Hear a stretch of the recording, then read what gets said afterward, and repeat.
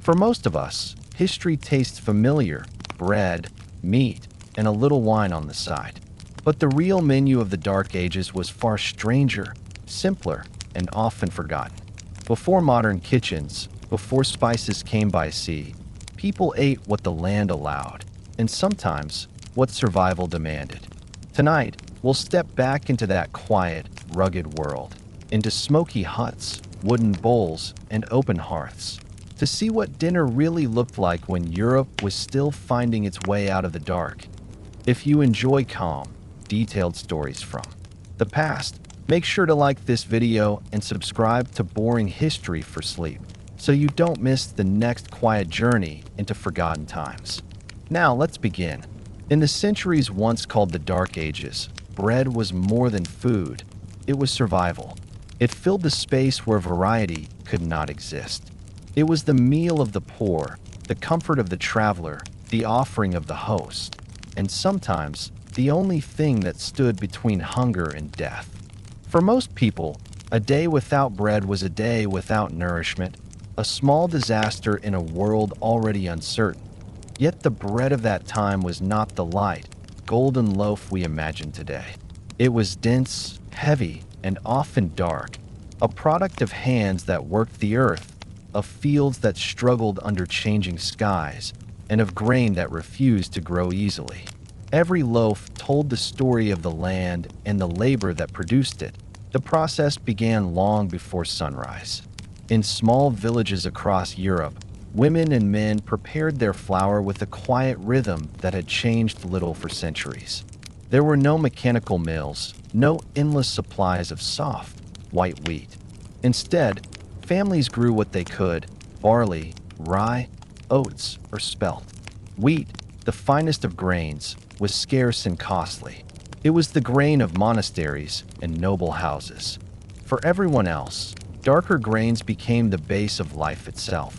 Grinding the grain was the first and most exhausting step. In some villages, there were small watermills or windmills, but more often, it was done by hand using a quern. Two heavy stones, one placed atop the other. The lower one was fixed, while the upper one rotated as it was turned by hand or with the help of a wooden handle. Between them, the grain was crushed into coarse meal. The sound of the stones grinding was constant in peasant homes, a slow, scraping rhythm that spoke of effort and endurance. It took hours to produce enough flour for a single day. Dust coated everything: hands, clothes, faces, and filled the air like a pale fog. Children helped, taking turns pushing the handle or gathering what spilled. It was tiring, repetitive, and absolutely necessary. A family that could not grind could not eat. Once the meal was ready, it was sifted, though not always finely. The roughest flour went to the poorest, full of husks and grit. It made bread that was thick and uneven, but filling. Some families mixed their flour with crushed beans, peas, or chestnuts to stretch it further. Others used whatever grain they had left from the previous harvest. Nothing was wasted. The goal was not perfection, but sustenance. Water was added next, sometimes warm from the fire, sometimes cold from the well.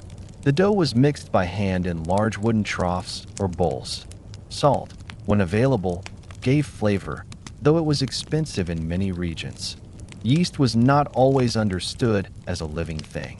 Instead, people relied on pieces of old dough, saved from previous batches, or on the natural fermentation that came from leaving the mixture exposed to air.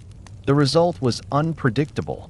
Some loaves rose beautifully, others remained flat and dense. It depended on the warmth of the room, the quality of the flour, and a kind of quiet instinct that only years of practice could teach. Kneading was long and physical. The dough had to be worked until it lost its stickiness, until it felt elastic and alive beneath the hands. Women leaned their weight into it, folding and pressing again and again, their movements steady and unhurried. The sound of it, the soft slap of dough on wood, the creak of the table, filled kitchens across the countryside. When the dough was ready, it was left to rest beneath a cloth while the oven heated. Most homes did not have their own ovens.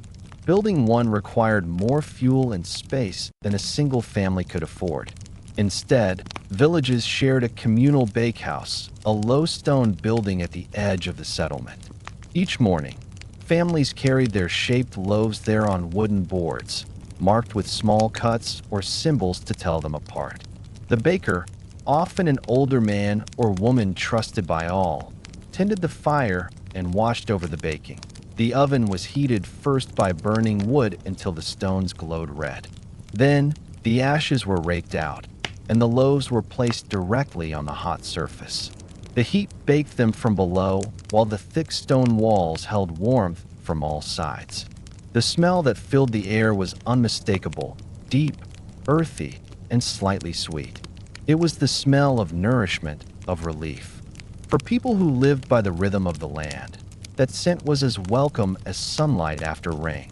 When the bread was done, it was darker than what we know today, often hard on the outside and moist inside. The crust was thick, sometimes almost black, but it kept the loaf fresh for days. It was sliced carefully, sparingly. In poor homes, bread was never cut wastefully. Every piece had purpose: to soak broth, to scoop stew, to carry butter or cheese. Even stale bread was saved, softened in water or milk, and eaten again. For those with little else, bread was the center of every meal. Morning began with it, a rough slice, sometimes dipped in ale or warm milk. Midday brought more, served with whatever vegetables or beans were available. At night, the same loaf returned to the table, perhaps toasted over the fire or crumbled into a simple soup. Its taste might not have been fine, but it filled the stomach, and that was enough. That in monasteries, bread was baked in great quantities. Monks saw it as both a necessity and a symbol of labor. Their loaves were made from the same grains as the peasants, but the process was organized, measured, almost scientific. In abbey bakehouses, rows of ovens burned day and night, the air thick with smoke and flour. Each loaf was part of a larger rhythm, made not for profit, but for community. Among the wealthy, bread showed status. White bread, made from finely sifted wheat flour, was rare and prized. It was called manchet in some regions, soft, light, and pure in color. Only nobles and high clergy could afford it regularly. At banquets, this fine bread was not only eaten but used as a plate. Thick slices were laid beneath meat and sauces to absorb juices, then discarded or given to servants. In that simple act, class was revealed. What was waste to one was sustenance to another. The poorer families baked black bread, named not for its color but for its coarseness. It was heavy, dark with bran and rye, and strong enough to last a week. It was not luxurious, but it was reliable. In times of scarcity, people mixed bark, acorns, or roots into their flour to stretch it further. The taste was bitter, but hunger made it tolerable. Bread also played a quiet role in trade. Bakers and millers were central figures in every community. They kept account of debts, traded grain for labor, and sometimes even paid taxes in loaves. In villages far from markets, bread became a kind of currency, a measure of fairness and survival. Yet behind every loaf was a chain of work that began in the fields months before. The sowing, the harvest, the threshing, the grinding, all connected by hands and effort. When someone bit into bread, they consumed not only grain but the memory of labor itself. In that way, it carried a moral weight, a reminder that survival depended on patience and community. For travelers and soldiers, bread was life made portable. It could be dried, hardened, and carried for weeks. Hardtack, a simple, nearly inedible biscuit made only of flour and water, could last for months without spoiling. It was the food of marches, voyages, and sieges. To soften it, men soaked it in soup or ale. It was nourishment without comfort, endurance in edible form. Even in religion and ritual, bread found its place, not as a sacred symbol here, but as a measure of time and tradition. The baking of the first loaves after harvest marked a turning point in the year. Families gave thanks for the grain, not through ceremony, but through work, by making, by sharing, by eating together. To bake bread in the Dark Ages was to perform a task both ordinary and profound. It was a small act of control in a world ruled by uncertainty, weather, war, famine, and disease.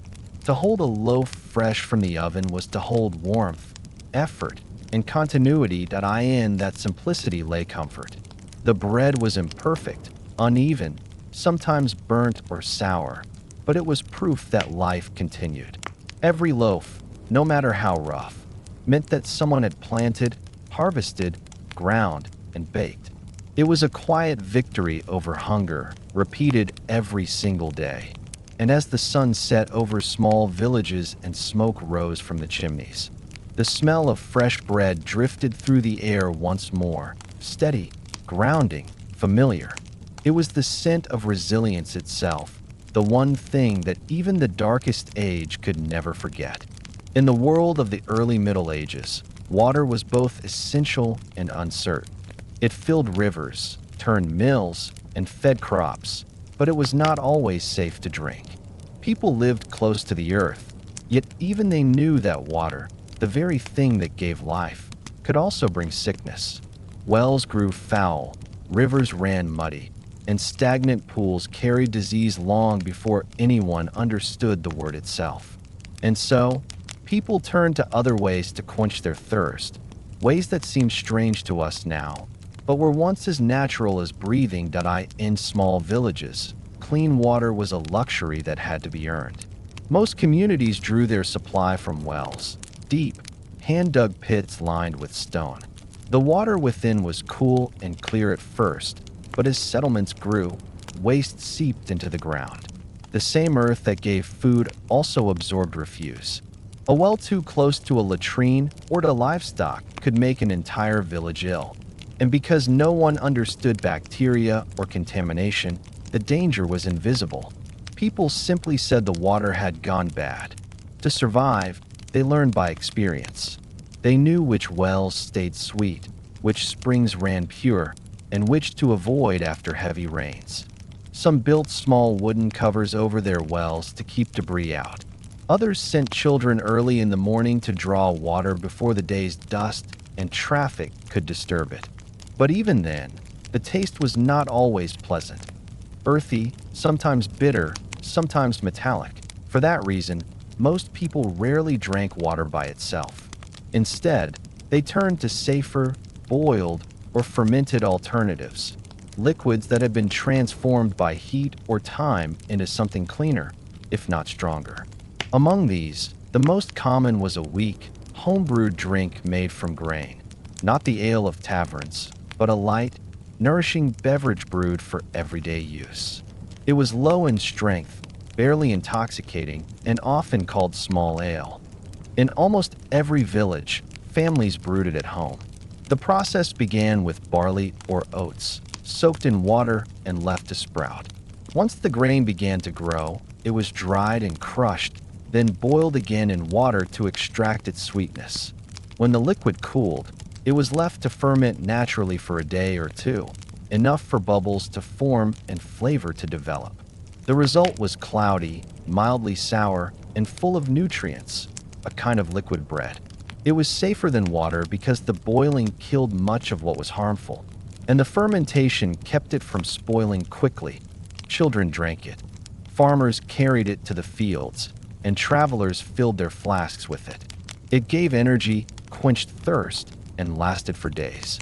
In many households, it was made in small batches almost every week, each family adjusting the taste according to what they had.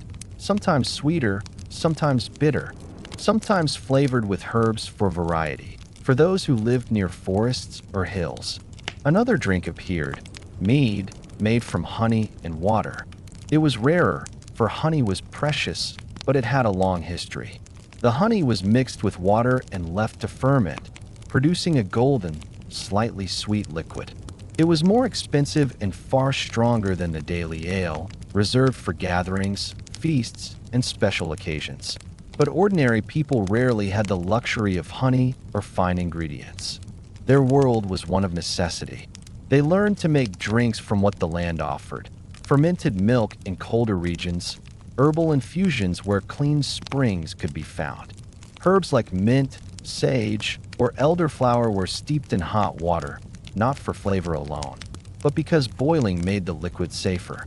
It was medicine as much as refreshment that in coastal towns, rainwater was collected from rooftops into barrels, prized for its purity. But even this could turn quickly if not used soon. Every drop was precious, and every method of keeping it safe required knowledge passed quietly through generations. The monasteries, as in many things, led the way in refinement. Monks, skilled in observation and patience, perfected the craft of brewing. Their ale was cleaner, more consistent, and slightly stronger than what villagers made. It sustained them during fasting, when solid food was limited, and it became a source of income for abbeys that sold barrels to nearby towns. Their records, written in careful Latin, describe each stage: the soaking of grain, the boiling of the mash, the cooling, the waiting. They did not yet know why it worked, only that it did. For the common people, brewing was not science, it was survival. In homes of wattle and thatch, the smell of boiling grain filled the air.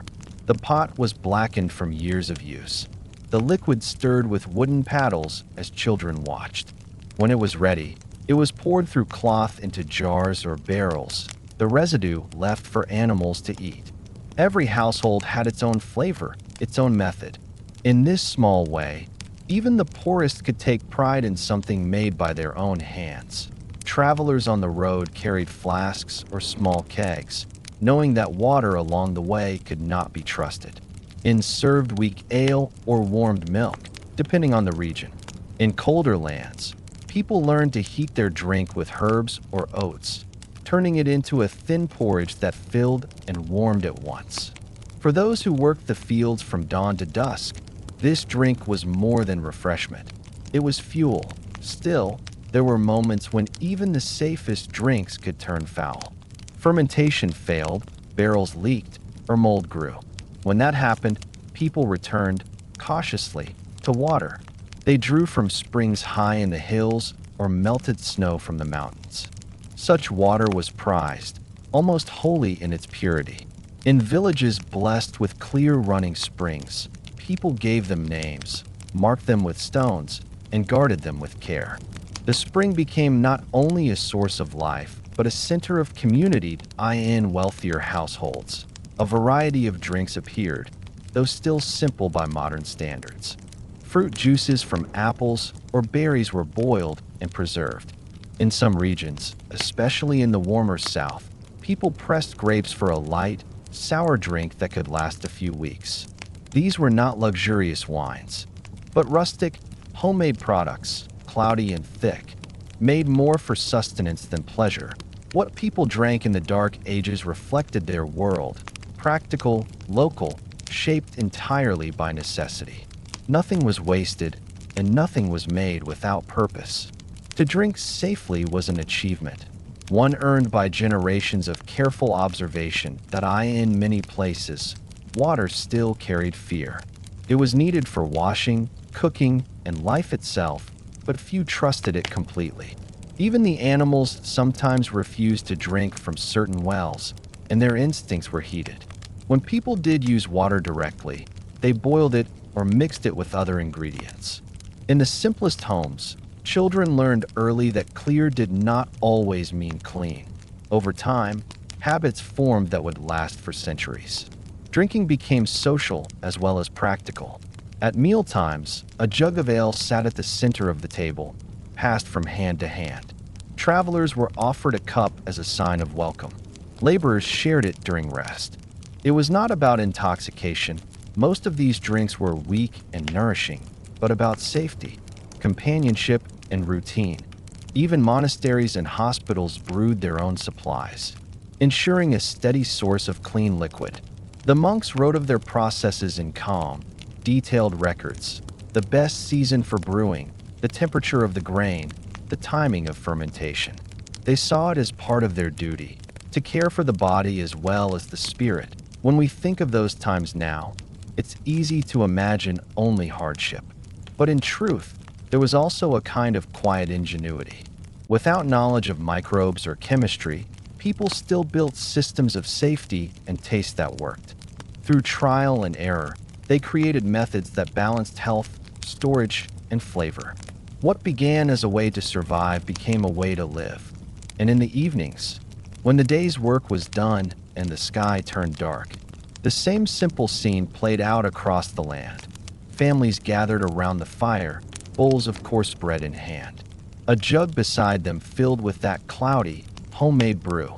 The drink was cool, faintly sour, alive with the taste of grain and patience. It was not luxury, but it was comfort, a reminder that even in difficult times, people always found ways to make life bearable. When we think of what people drank when clean water was rare, it is not a story of deprivation, but of resilience. It is the story of those who turned necessity into habit, who learned to tame water through fire and time, and who left behind a legacy that still survives in every simple drink we share today. When we think of food in the early medieval world, we often picture bread, grain, and meat, the basic pillars of survival. Yet between the fields and the forests, in quiet corners of gardens and hedgerows, there grew another world of nourishment, the forgotten fruits, roots, and greens that sustained the people of the Dark Ages in ways far more subtle than we might imagine. These were the foods that rarely found their way into written record, but they filled bowls and bellies all the same. To live in those centuries meant living close to the land. Every household, no matter how poor, tended a small patch of soil if they could. Even the simplest garden was a collection of life: herbs, leafy greens, turnips, leeks, and whatever else the seasons allowed. What we might call wild food today was, to them, simply food. They gathered what nature offered and trusted their senses to know what was safe. Roots were the foundation of these diets. Before the arrival of the potato, people relied on hardier vegetables that could survive poor soil and cold winters. Turnips were among the most common, pale, knotted, and firm. They grew in abundance across Europe. Cooked over open fire or boiled in simple broth, they became soft, sweet, and filling. In poorer homes, turnips often took the place of meat, forming the bulk of stews and pottages. They were easy to store, too, piled in cool cellars or buried in straw to last through the cold months. Alongside turnips came parsnips and carrots, though not the bright orange kind we know today. Early medieval carrots were pale yellow or even purple, their flavor earthy and less sweet. They were grown both in gardens and in the wild, valued as much for their leaves as their roots. Parsnips were loved for their richness, a soft, nutty taste that made them ideal for soups and mash. These humble vegetables filled the gaps when grain harvests failed or hunting was scarce. Leeks and onions were constant companions of the medieval cook. They appeared in nearly every recipe that survived the age. The leek, in particular, was a favorite across northern Europe, hardy, easy to grow, and available almost year-round. Its flavor was gentle, its texture soft, and it added warmth to the simplest meal. Onion varieties were stronger, their scent clinging to hands and air alike, but their use was universal. They were boiled, roasted, and even eaten raw with coarse bread and cheese. Garlic, too, had its place, not as seasoning in the modern sense, but as a healer's ingredient, believed to strengthen the body and ward off illness. Then there were the greens, cabbages, spinach-like plants, and herbs that grew wherever people allowed them. Cabbage was not yet the tightly packed vegetable we know today. It was loose-leaved and wild, closer to kale. It grew in cool climates, its taste bitter but hearty. People boiled it to soften the flavor, often with a bit of salt or a piece of dried fish for richness. Nettles, yes, the same stinging plants we avoid today, were also cooked and eaten like spinach. Boiled, their sting disappeared, and they became a nutritious green, one of the first available after winter. In hungry months, Nettles could mean the difference between emptiness and a meal. For fruit, people depended on what the seasons allowed. Apples were the most familiar, small, tart, and often irregular in shape. The sweet, crisp varieties we take for granted did not exist yet. Most apples were better for cooking than eating raw. They were sliced, stewed, or baked into dense breads. In autumn, surplus apples were dried or pressed into juice, stored in barrels to ferment naturally. Pears grew in much the same way, hardy, firm, and slightly gritty. They were often boiled before being eaten. Berries filled the summer months with color and sweetness. Blackberries, raspberries, and elderberries grew wild along hedgerows, and gathering them was as much a part of daily life as tending the garden. They were eaten fresh, crushed into simple pastes, or mixed with honey to make sweet sauces. In colder months, dried berries added flavor to porridge or were brewed into thin, tart drinks.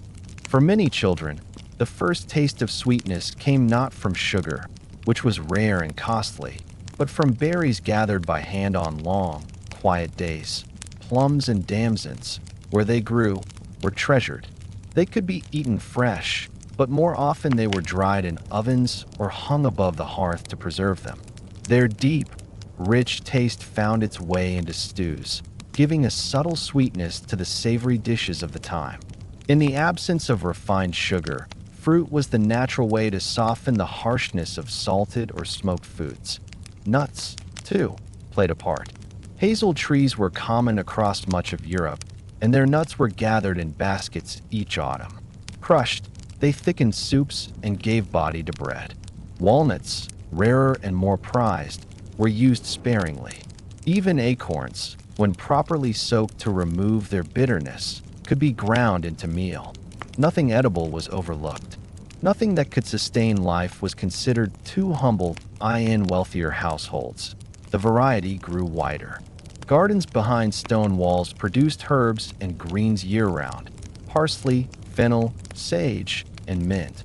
These were used to flavor food, freshen breath, and ease digestion. Lettuce and endive appeared on the tables of monasteries, though only in spring, when the first leaves sprouted. In places with warmer climates, olives and figs were imported, dried, and traded like treasure. But for most people, such luxuries were unknown. Their plates were filled with what the soil beneath their feet could offer. Cooking was simple, practical, and slow. Vegetables were boiled in one pot with whatever else could be found: a piece of meat if available, or beans, or grains. This thick, nourishing mixture was called pottage, and it was the foundation of nearly every meal. Into it went turnips, onions, cabbage, and leeks, the everyday harvest of medieval life. Flavor came from herbs, salt, or occasionally a drop of oil or fat saved from previous cooking. The rhythm of eating followed the rhythm of growing. Spring was the time of greens and young shoots, nettles, sorrel, and wild garlic. Summer brought fruit and berries, autumn the roots and nuts, and winter the stored and dried. There was no abundance without labor, and no meal without memory of the season that gave it in remote villages. Gathering wild plants was an art passed down quietly from mother to daughter, father to son. People knew which roots could be eaten, which leaves healed, and which to avoid. Dandelion leaves, chickweed, and plantain were all familiar. In times of famine, even bark and moss found their way into cooking pots. It was not ideal, but it was survival, and survival, to them, was enough. The taste of medieval food was different from ours. It was stronger in some ways, simpler in others. It spoke of smoke, earth, and patience. Every ingredient was a product of place: the turnip from the northern field, the apple from the wild tree near the stream, the handful of herbs from the garden by the door. It was not cuisine as we know it, but a relationship between people and their land. When travelers came through a village, they could often guess the season by the smell from the hearths. In summer, the air was sweet with berries and fruit. In autumn, earthy and rich from roots and nuts. In winter, heavy with the scent of preserved cabbage and onions. Each meal told time in its own way. Monasteries again stood apart in their care for growing. Monks kept detailed gardens filled with medicinal and edible plants, carefully labeled and tended. Their records mention dozens of herbs and greens, some for flavor, some for healing. They ate modestly, but well, and their knowledge spread quietly to nearby villages. A single monk with a gift for gardening could influence how an entire community ate. Despite hardship, there was beauty in such self-sufficiency. People ate what they had grown, gathered, or traded. Nothing more, nothing less. The smallest patch of land could feed a family if tended wisely. Waste was rare and gratitude common. Each root pulled from the earth was seen not as abundance, but as continuation. When the long winters came and the earth froze, the memory of those gardens lived in storage pits and clay jars. Dried herbs hung from beams, roots lay buried in sand or straw, and barrels of preserved fruit lined the walls. Even then, when the world seemed asleep, the promise of green life remained tucked away, waiting for spring. It is easy, from the comfort of the present, to see the food of the dark ages as plain. Yet, in that simplicity lay wisdom. The people of that time knew their land intimately. They trusted its cycles, learned its limits, and survived by its gifts. Their forgotten foods, the roots and greens, the berries and herbs, were the quiet foundation of their endurance.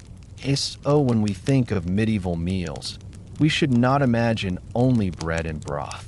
We should see the garden behind the cottage, the basket of wild greens carried home at dusk, the slow bubbling of the pot over the fire.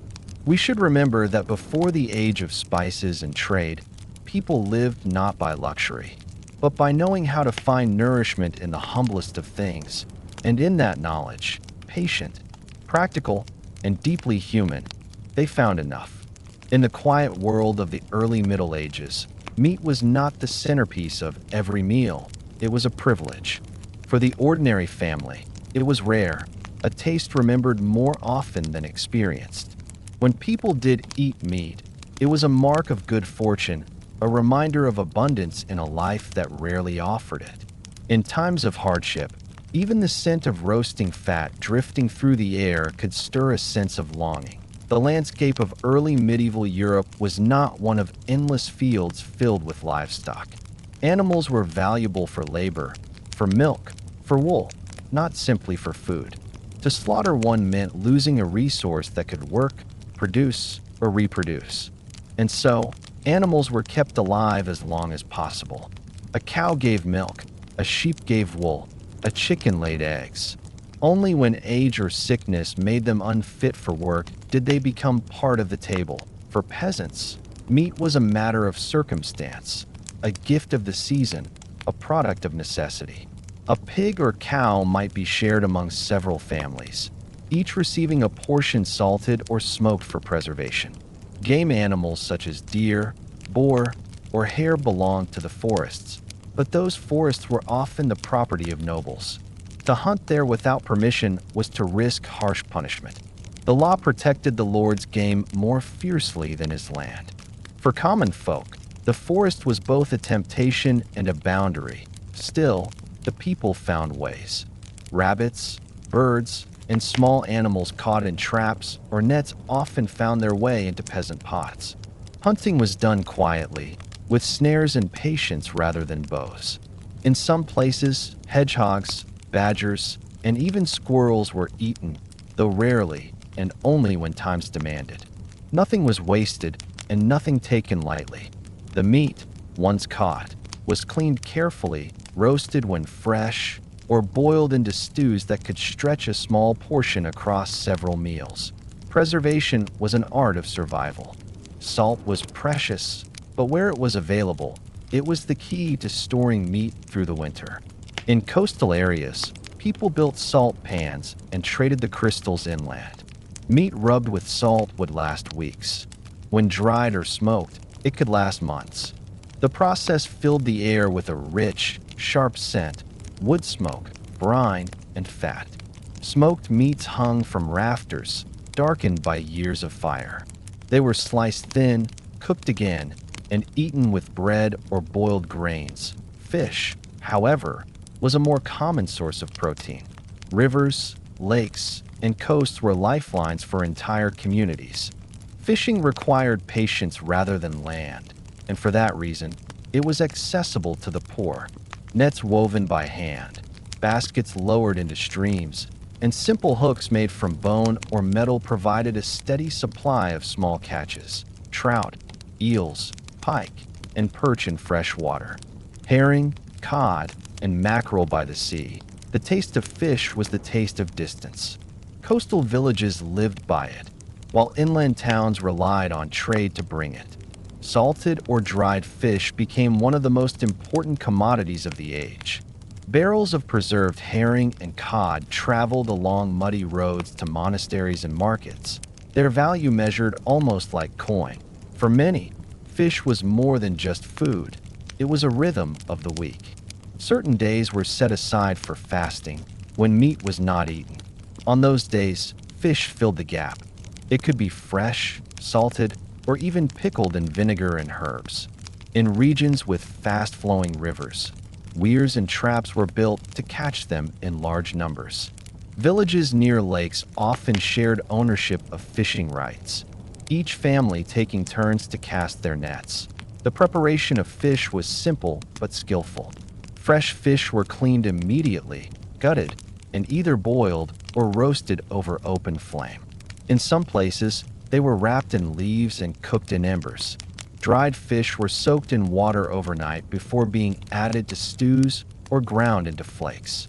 The smell was strong, but so was the satisfaction it brought, a rich, salty taste that carried the essence of the sea. Those living far from the coast had to rely on preserved fish, which could be tough and fibrous. To soften it, cooks boiled it slowly with leeks or onions, letting the flavors blend. For poorer families, a small piece of fish might flavor an entire pot of soup. It was not waste, it was resourcefulness. Among the wealthier classes, meat was a mark of prestige. In great halls, feasts displayed abundance. Roasted joints of venison, boar, and goose. Birds decorated with herbs. Platters of fish served whole, heads and tails intact. Yet even there, luxury depended on preservation. Salt, smoke, and spice made it possible to serve food out of season, to impress guests with dishes that ordinary people never saw. The scent of roasted meat in such halls carried more than flavor. It carried power. But for the majority, meat remained rare and precious. Chickens were the most common livestock to end up on the table. They were small, easy to keep, and provided both eggs and occasional meat. Their flavor varied with their age and diet. Tough birds became broth. Young ones, roasted for special days. Geese were larger and often shared by several households. Their fat saved and used for cooking long after the feast ended. In colder regions, sheep and goats were valued for milk and wool first, meat last. Their bones, after boiling, were used to flavor soups and stews. Even marrow was scraped and eaten. Nothing edible was ever discarded. When a family slaughtered an animal, neighbors came to help, and each received a share, a kind of unspoken social contract that turned survival into community. In fishing towns, the same cooperation existed. Nets were mended together, boats launched together, catches divided fairly. On days of plenty, smokehouses filled with drying fish. On lean days, soup was stretched with grains or roots. The sea gave unpredictably, and those who lived by it learned humility, the smell of drying fish, the hiss of fat dripping onto fire, the creak of wooden boats returning at dawn. These were the sounds and scents of sustenance. The sea and rivers provided not luxury, but endurance. Monasteries again served as centers of discipline and skill. Their diets excluded meat on many days, but they developed rich traditions of fish preparation. In monastery ponds, carp and eels were raised for the table. Monks built systems of canals and water gates to control their flow, ensuring a steady supply even through winter. In detailed records, they described their catch, how the fish were kept, salted, and served. To them, it was not indulgence, but stewardship. Meanwhile, the peasant's pot told a different story, smaller, rougher, but no less meaningful. Inside, a few pieces of meat or fish simmered for hours with vegetables, thickening the broth until every drop carried flavor. Bread was dipped into it, absorbing the essence of the meal. The meat itself was eaten last, cut into thin slices to be shared evenly. A single portion could feed a family if prepared with care. Festivals were the rare moments when everyone, rich and poor alike, ate meat freely. A slaughtered animal meant not just food, but celebration. The smell of roasting filled the village square, the fire crackled, and laughter replaced the usual quiet. It was a time to remember that life, however hard, still had room for joy. But those moments were exceptions. On most days, the taste of meat or fish was faint, present more in memory than on the tongue. People learned to find flavor in herbs, in onions, in slow cooking. Hunger made simple things precious, and patience turned necessity into art to be why the later Middle Ages. Preservation had improved. Salt became more available, trade routes grew, and towns developed butchers' guilds. Yet, in the earlier centuries, food remained deeply tied to the rhythm of the land and water. To eat was to wait, to plan, to respect what the season offered. If you could step back into a medieval kitchen, you would find it small, smoky, and warm. A pot hanging over the hearth, a wooden table dusted with flour, a few onions, a handful of herbs, and a sliver of meat. Nothing wasted, everything used. The smell would be simple but full, a blend of smoke, salt, and slow effort. Meat and fish were never everyday luxuries. They were moments of reward, symbols of good fortune, and proof that survival had, at least for that day, succeeded. In that simplicity lies the real story of medieval food, not of feasts and extravagance, but of endurance. The people of the Dark Ages lived by what the land and water gave, and they understood something we often forget, that food is not just about plenty, but about balance, between hunger and satisfaction, between patience and gratitude. Every meal, no matter how small, carried that lesson. A bowl of fish broth, a slice of salted meat, a stew shared among neighbors. These were not just dishes, but reminders that survival itself was an achievement. And when the evening came, when fires dimmed and families gathered quietly around the hearth, the scent of the day's cooking lingered in the air, a faint mix of wood smoke, salt, and warmth. It was not abundance, but it was enough. Long before the hum of electric refrigerators and the easy reach of grocery stores, people lived in a world where food was a daily negotiation with time. In the early medieval centuries, nothing stayed fresh for long. The sun, the air, the seasons themselves decided how long a meal could last. And so, people learned to fight decay with patience, creativity, and the slow mastery of preservation. Every household, from the humblest peasant hut to the largest manor kitchen, understood that food could not be wasted. The harvest season was a race against rot. The summer's warmth filled baskets with abundance, but that same heat threatened to ruin what could not be eaten immediately. Without preservation, the winter months meant hunger. With it, they meant survival. The first rule of preservation was simple: use everything. The second was prepare early. As soon as crops came in or animals were slaughtered, the process began. The methods varied: salting, smoking, drying, fermenting, pickling, but the purpose was always the same: to make food last without losing too much of its nourishment. Salt was one of the most precious substances of the Middle Ages. It was more than flavor, it was life insurance. In places where it could be mined or produced from seawater, it became a source of wealth and trade. People knew that meat rubbed in salt, layered in barrels, or soaked in brine could last for months.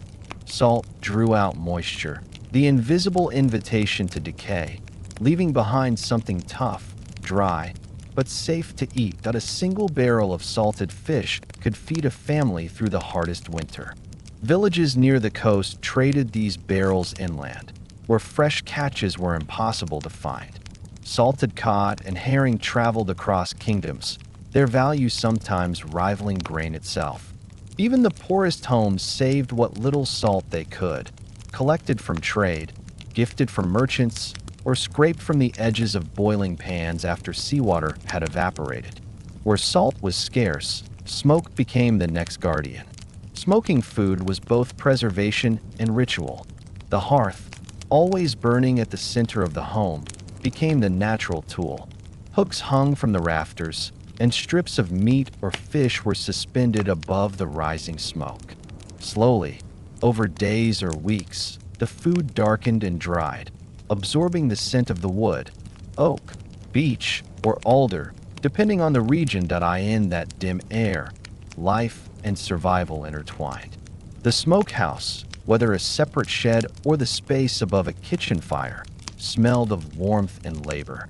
Smoke curled lazily around hams, sausages, and fish, seeping into every pore.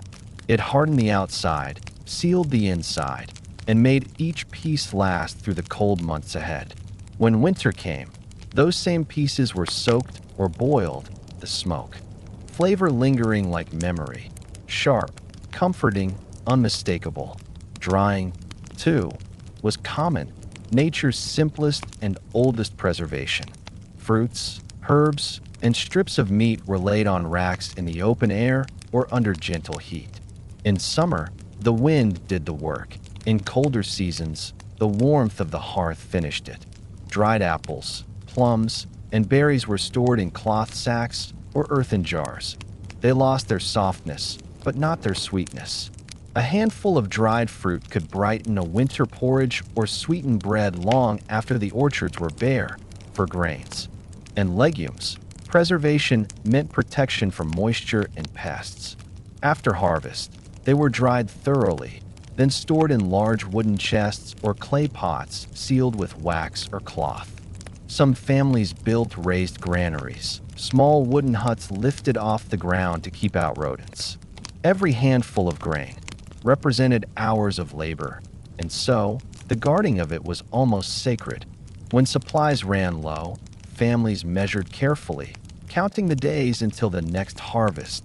Fermentation, though few understood its science, was one of the most remarkable tools of survival. People discovered, through observation and repetition, that certain foods could be transformed by time rather than ruined by it.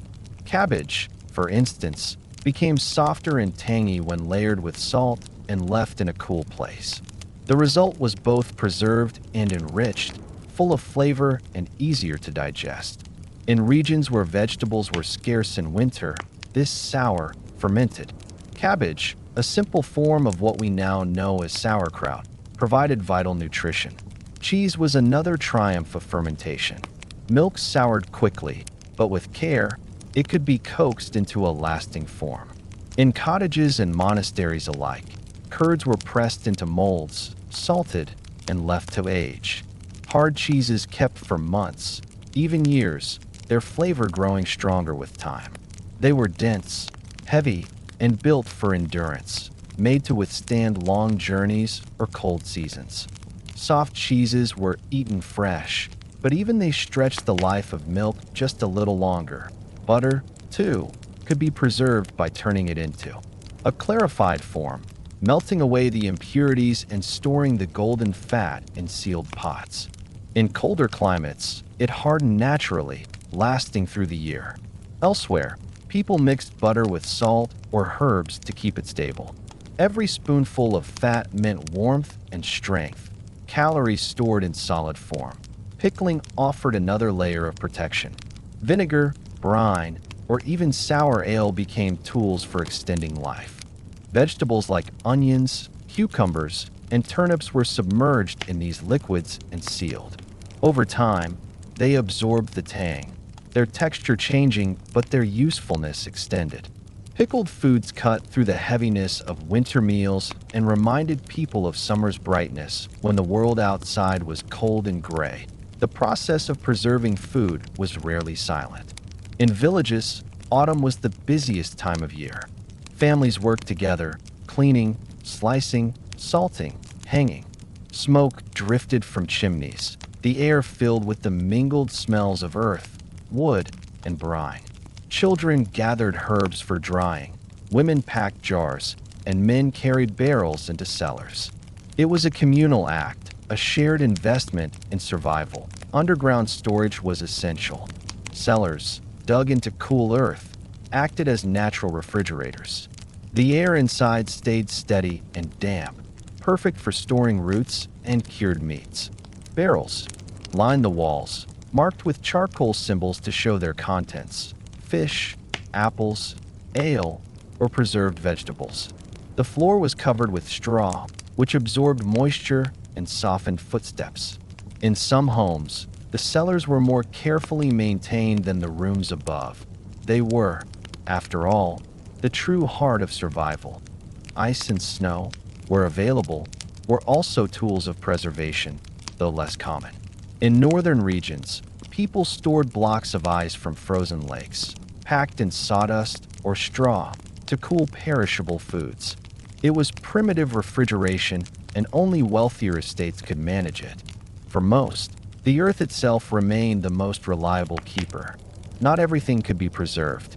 Fresh greens, milk, and soft fruits disappeared quickly once their time passed. Their loss was accepted as part of the rhythm of life. The skill was not in having everything all the time, but in having enough when nothing grew. The knowledge of preservation was inherited, passed quietly through families, tested by experience. A small mistake, too much moisture, too little salt, the wrong kind of wood, could ruin weeks of work. Monasteries again stood at the center of innovation. Their records describe methods for curing, brining, fermenting, and storing with an accuracy few households could match. They built separate smokehouses, cool rooms, and storerooms designed to keep constant temperature. Their discipline and observation preserved not only food, but knowledge.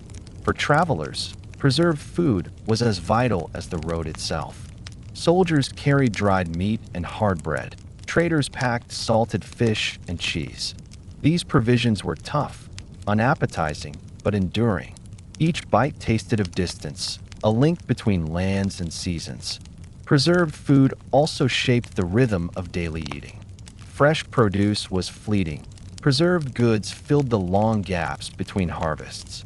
The winter diet, heavy with smoked meat, pickled vegetables, and dried fruit, reflected both necessity and resourcefulness. It was not variety that mattered, but endurance. The act of preservation was as much about patience as skill. It demanded time, attention, and respect for nature's pace. A loaf of bread lasted days, but a jar of dried apples could last months. A well-salted ham might feed a family all winter. These acts, repeated year after year, became part of the culture, not innovation, but inheritance. In the quiet of the evening, after the work was done, the smoke still curled upward from chimneys, carrying with it the faint scent of hickory or oak. Inside, people rested, knowing their shelves were lined, their barrels sealed, their jars cool and steady in the cellar. It was a kind of peace, not born of plenty, but of preparedness. Food preservation, in those centuries, was not only about storing calories. It was about trust in one's own hands, in the turning of the seasons, in the knowledge passed down through generations. It was a quiet mastery of nature, learned not in books, but in daily repetition. And as the cold winds returned, and the earth froze once more, those who had planned well faced the dark months with calm. They had warmth, they had food, and they had time to rest, to repair, to wait. Their jars and barrels stood like promises in the stillness. That was the secret of survival before refrigeration. Not technology, but rhythm, the unbroken cycle of growth, harvest, and keeping. A cycle measured not in convenience, but in care. When we imagine kitchens today, we picture order, rows of utensils, polished metal, and steady light. But in the centuries of the early Middle Ages, the kitchen was something far older, rougher, and alive with smoke and shadow. It was not a room defined by comfort, but by necessity, a place where stone, wood, and flame worked together to make life bearable through every season. The medieval kitchen, in most homes, was not even a separate room. It was wherever the fire was. In peasant cottages, that meant the single open space where the family lived, worked, and slept. The hearth stood at the center, a raised circle of stone or packed clay. Around it, tools were few but essential: an iron pot, a wooden spoon, a knife, and a ladle. Above it hung a blackened chain or an iron hook from which pots could be suspended at varying heights. There were no stoves, no ovens as we know them, only the steady, unpredictable heat of open flame. Fire was both friend and danger. It gave warmth, cooked food, and dried clothing, but it also filled the air with smoke that stung the eyes and darkened the walls. Roofs were often open at the top or fitted with small vents to let the smoke drift upward, though the air inside remained hazy. In winter, that haze was a comfort, proof that warmth still lingered. In summer, it was a trial endured for survival. Cooking over open fire required instinct. There were no thermometers, no measurements, no fixed recipes. The cook judged by sight, sound, and smell, by how the pot simmered, how the wood crackled, how the scent shifted from raw to ready. Every meal was a small act of experience repeated until it became second nature. Iron was precious, and not every household could afford it. Some cooked in clay pots, made thick and rough to withstand the heat. These pots sat directly in the coals, their curved sides collecting soot. Over time, they developed a black sheen that seasoned the clay and made it stronger. When one cracked, it was repaired with wire or patched with mud until it could no longer hold together. To lose a pot was to lose a tool of survival that in larger homes or manor estates. The kitchen stood apart from the main hall, a practical choice to keep smoke and heat away from living quarters. These kitchens were grander, though still primitive by modern eyes. Stone walls enclosed wide hearths large enough to hold several fires at once.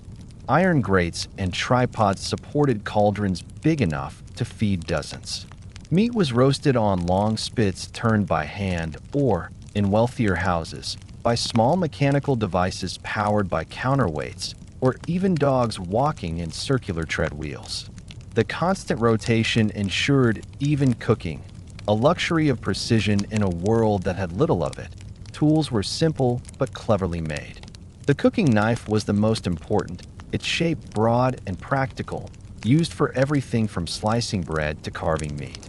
Wooden spoons of various lengths stirred pots and scraped the sides of kettles. Mortars and pestles ground herbs and grains, their rhythmic tapping a familiar sound. Wooden bowls served as mixing vessels, and flat stones were used to knead or pound dough. Metal pans existed, but few owned them. Copper, bronze, and iron were expensive and often passed down through generations. A single iron pan could last a lifetime if cared for properly, wiped with oil, kept from rust, and never left empty on the flame. Water was carried by hand, in buckets of wood or clay, and poured into pots or troughs. There were no taps, no steady streams on command. Each drop was fetched from a well or stream, and so it was used carefully, for cooking, washing, and cleaning, always in that order. Lighting was limited to daylight and flame. In the early morning, the kitchen was pale and cold. By evening, it glowed gold and red.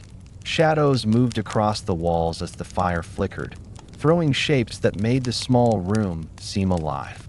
The smell of wood smoke mixed with the earthy scent of clay and the faint sweetness of whatever simmered in the pot. Bread, the heart of every meal, required its own tools. Many villages had a communal oven, a great stone chamber heated by firewood. Once the interior reached its peak temperature, the embers were swept out, and the loaves were slid inside on long wooden paddles. The oven's mouth glowed faintly, and the smell of baking filled the air. Families marked their loaves with small cuts or symbols before placing them in, ensuring that when the bread came out, each could claim their OWN to IN wealthier homes. Private ovens were built of stone and mortar, their domed roofs capturing heat efficiently. These ovens were multi-purpose, baking bread, roasting meat, even drying herbs and fruit. They were heated in the morning and often stayed warm throughout the day, their slow-cooling stones serving as the medieval equivalent of stored energy. Food preparation relied heavily on time and cooperation. Grinding grain, chopping vegetables, and tending fires required many hands. In large kitchens, servants worked in coordinated silence, each knowing their task. One turned the spit, another stirred the pot, a third chopped onions on a wooden block. The cook, usually an older, experienced figure, directed the rhythm, tasting, adjusting, commanding. In smaller homes, these same duties fell to one or two people, often the matron of the household, who balanced cooking with every other responsibility the day demanded. Storage was a constant concern. Without refrigeration, everything that could spoil did so quickly. Cool cellars held barrels of salted meat, jars of dried fruit, and sacks of grain. Herbs hung from beams, drying in slow air. Earthen pots sealed with wax or cloth kept insects away. In some regions, small pits were dug into the ground outside and lined with straw, used to store roots and vegetables through the winter. Every item had its place, and order was survival. The tools of cleaning were as important as those of cooking.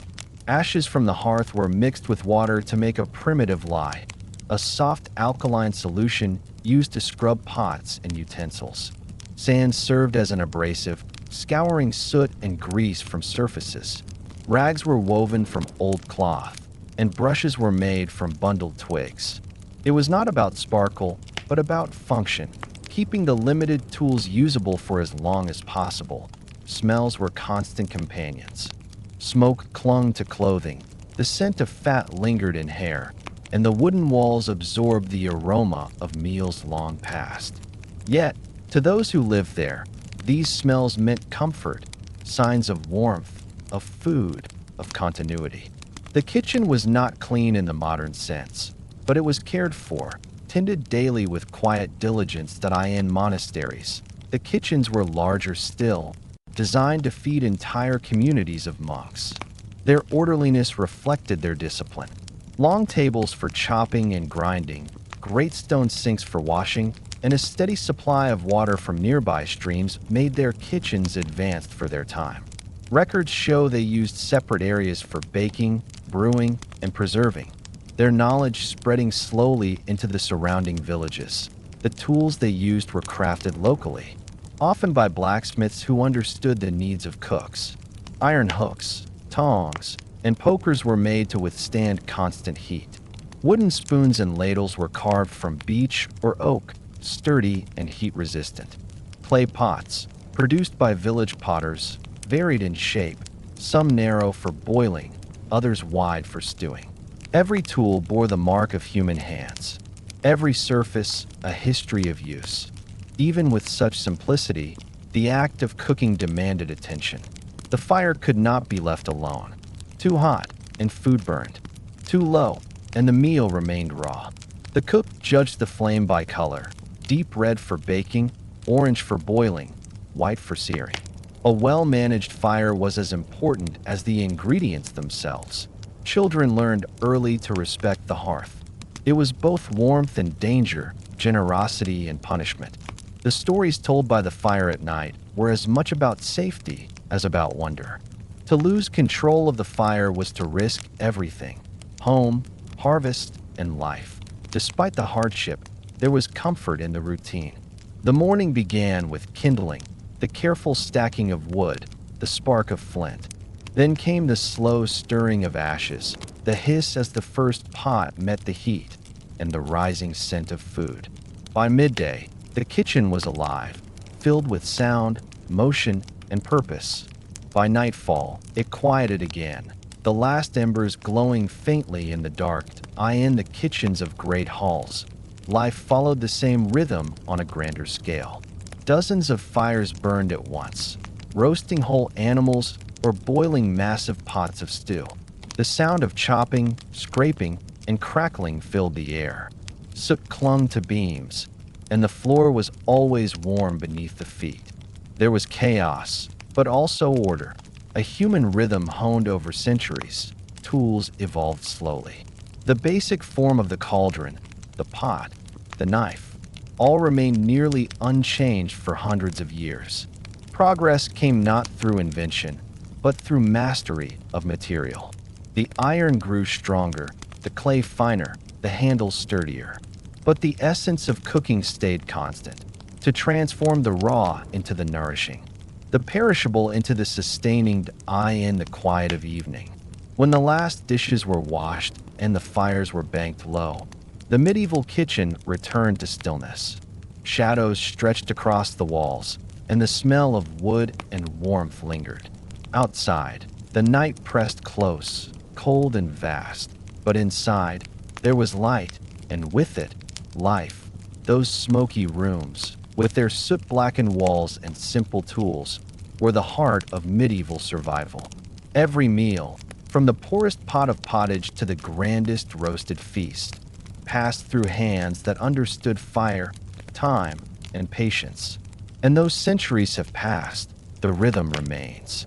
When we think of the food of the early Middle Ages, we often imagine it as bland, heavy bread, boiled grains, stews with little flavor. But that picture misses something essential. While their ingredients were simple, medieval people cared deeply about taste. They lived close to the land, knew every plant and root around them, and discovered how to draw flavor from what little they had. In a time when spices from distant lands were luxuries only nobles could afford, the ordinary cook turned to gardens, forests, and fields for ways to bring life to their daily meals. Salt was the first and most powerful seasoning, and its importance went far beyond preservation. It was the foundation of taste. A pinch of salt could transform a dull stew into something hearty and comforting. In a world without refrigeration, salt's role in keeping food safe also meant that nearly every dish carried its distinct, sharp note. Villages near the sea used salt made from evaporated seawater, while inland communities mined it from earth and stone, trading it like treasure. To run out of salt was not just inconvenient, it was dangerous.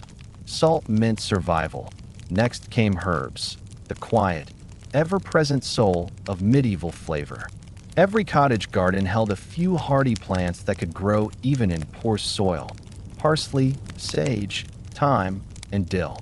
These herbs were used fresh in summer and dried in bunches to last through the winter. They gave food depth, brightness, and balance. Parsley, with its clean, green taste, was sprinkled into almost every pot. Sage brought a deep, earthy warmth to fatty meats and stews. Thyme, with its small, fragrant leaves, was prized for its strength. A single sprig could send a whole meal. Garlic and onions were among the most common seasonings, found in nearly every kitchen. They added body to broths and strength to otherwise plain dishes.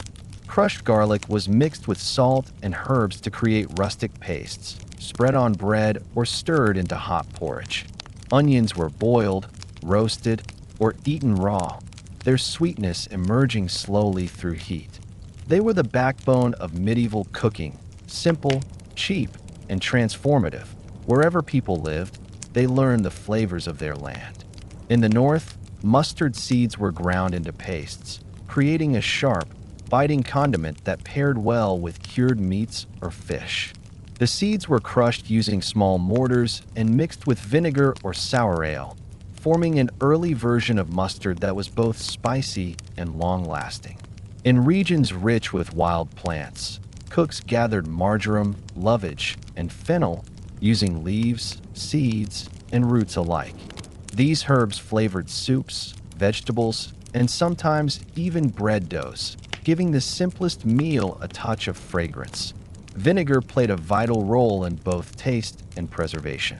It came naturally from the slow souring of ale or wine and was used generously.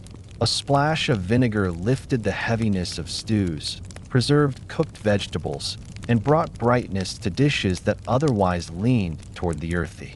People even mixed vinegar with herbs or honey to create what they called sharp sauces, simple yet effective ways to revive leftovers in households that could afford it. Honey was the universal sweetener. Sugar was rare and precious, known in some places, but far too costly for ordinary people. Honey filled that space beautifully. Its flavor depended on the flowers from which bees had gathered nectar, so every region produced its own distinct taste. Thick, golden honey was stirred into porridge, spread on bread, or mixed with vinegar for sweet and sour sauces. When boiled and reduced, it became a glaze for roasted roots or fruits. The balance of sweet and sour, strong and mild, was central to medieval taste. People did not seek subtlety. They wanted warmth, depth, and satisfaction. Even the poorest cook understood how to create contrast.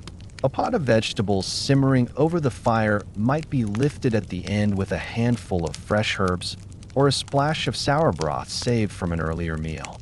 The goal was always to make food nourishing, but also worth enjoying in the kitchens of the wealthy. Flavor was an art form and a display of status.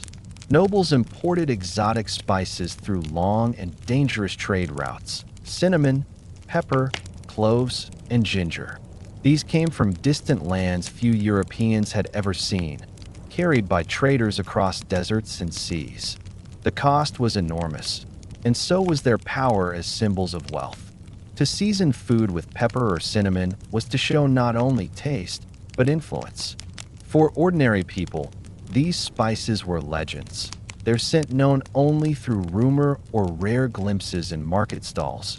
But even without imported spice, the common people were no strangers to creativity. They understood fermentation, how to transform cabbage, grains, and milk into foods rich with tang and life. The sourness that came from this process wasn't just preservation. It was flavor. A fermented broth or stew carried complexity far beyond its ingredients. It was the taste of time itself that in forests and meadows. Wild herbs and roots offered additional variety. Wild garlic, mint, sorrel, and nettle added sharp or fresh notes to dishes. Sorrel, in particular, was loved for its tartness, a natural substitute for lemons, which were unknown in northern Europe. Nettles, once boiled, became tender and earthy, often cooked into pottage with onions or grains. Even dandelion leaves were gathered young and eaten as greens. Cooks also discovered that roasting changed flavor entirely. A vegetable or piece of meat cooked over open flame developed a sweetness, a faint smokiness that could not be achieved by boiling. The scent of roasting, a mix of wood, fat, and heat, filled every settlement with familiarity. When food was scarce, even the smell was a kind of comfort, a promise that something warm was waiting. In monasteries, where discipline shaped every part of life, cooking still allowed room for refinement. Monks grew herbs in carefully tended gardens, cataloged their properties, and used them to season the simple meals permitted by their rules. Their records mention mixtures of herbs used to flavor broth, fish, and bread, combinations that sound modern even today. Some abbeys became famous for their gardens, their herbs traded to nearby villages. The monks' quiet care for taste preserved knowledge that might otherwise have been lost. For most, however, flavor was a matter of proximity, what could be gathered, dried, or stored nearby. In winter, when the landscape offered little, families turned to what they had saved: bunches of dried herbs hanging from beams, jars of vinegar infused with mint or sage, pots of honey thick with crystallized sweetness. A pinch here, a drop there, each used carefully, with the understanding that it must last until spring. The act of seasoning food was not only practical, It was cultural. People shared flavors across generations. A mother's handful of herbs, a father's method of salting, a grandparent's way of boiling, all became part of the family's rhythm. Each region developed its own flavor identity. Some leaned toward the sharp and sour, others toward mild sweetness. Even the smell of a home's cooking could tell outsiders where they were: the fennel and garlic of the south, the leeks and mustard of the north. When travelers stopped at inns or cottages, they often remembered the taste of a particular meal long after the road had faded from memory. A simple stew flavored with onions, parsley, and a hint of vinegar could linger in the mind like warmth itself. Flavor connected people not only to their food, but to their place, their soil, their air, their history. In a world of uncertainty, taste offered familiarity.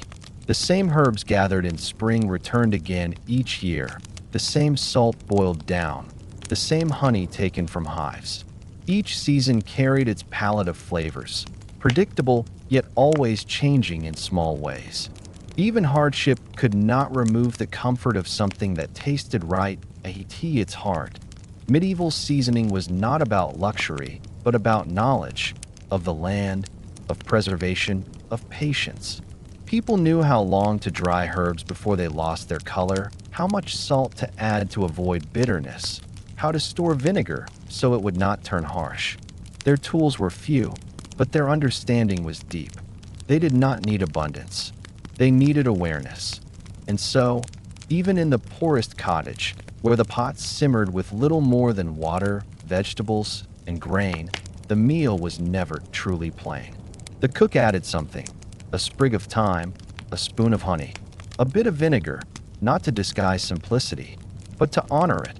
When night fell and families gathered by the hearth, their bowls steaming in the dim light, the first taste of that meal carried with it more than nourishment. It carried centuries of memory, the knowledge that even in times of scarcity, flavor could be found, and that comfort was not the gift of wealth, but of care. When we look back on the food of the Dark Ages, it seems distant: coarse bread, smoky rooms, and slow meals made with little. But behind every loaf, every pot of stew, every jar sealed for winter, there was quiet intelligence and care. The people who lived then understood something that modern abundance often hides: that food was not only sustenance, but a form of resilience. They worked with what they had: the grains they grew, the roots they pulled from the earth, the herbs they gathered from the forest's edge. They learned to preserve, to season, and to share. Every flavor they created, however small, carried the memory of labor and survival. Nothing was wasted. Everything had value. Life was harsh, but it was balanced by a deep respect for the land that sustained it. People cooked slowly, ate together, and measured time through the rhythm of the harvest. Food wasn't something to be taken for granted. It was proof that another day had been earned. Today, it's easy to forget how much effort a single meal once required. But if we listen closely to the past, we can still hear its quiet rhythm: the scrape of a knife against wood, the sound of a pot stirring, the smell of bread cooling near the fire. Each sound reminds us that even in the hardest centuries, people always found warmth in simple acts: growing, cooking, and sharing what they had. The forgotten foods of the Dark Ages may no longer fill our tables, but their story still lingers in every meal we make by hand, in every bite that reminds us of patience and gratitude. Thank you for joining this calm journey through history. If you'd like to return for more quiet stories from the past, don't forget to like this video and subscribe to the channel. Until next time, sleep well, and may your night be as peaceful as the quiet kitchens of long ago.